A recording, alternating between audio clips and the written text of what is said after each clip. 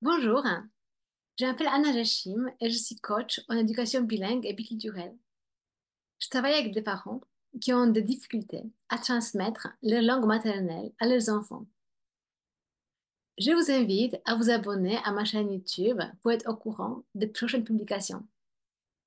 Vous pouvez aussi m'écrire. Mon adresse est dans la description.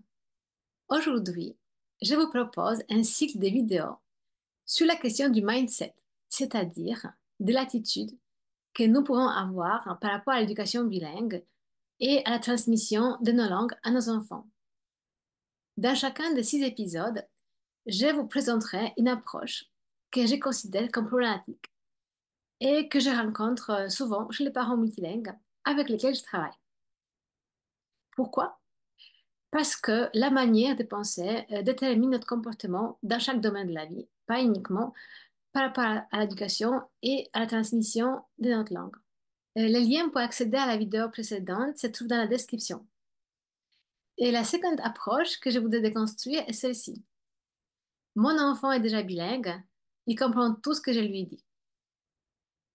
Alors pourquoi cette approche est pour moi problématique? Parce qu'elle n'encourage pas les efforts. L'enfant, il développe un bilinguisme réceptif, donc il comprend, mais il n'est pas capable de parler la langue. Parce que la langue, dans sa tête, elle n'est pas active. C'est un peu comme mon espagnol. Donc moi, je comprends l'espagnol, mais je le parle très peu. Et donc, est-ce que je peux dire que je suis quadrilingue? Je pense que non. Donc, une langue qui est active, c'est la langue qu'on sait parler et écrire.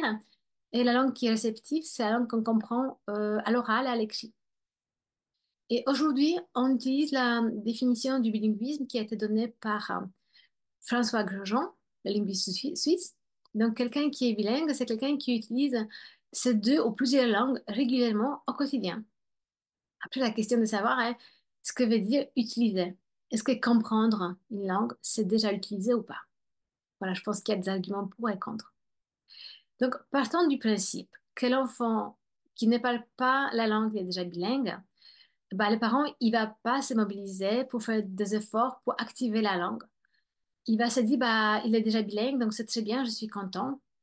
Et il va pas changer de méthode, il va pas chercher ailleurs pour faire en sorte que l'enfant parle la langue.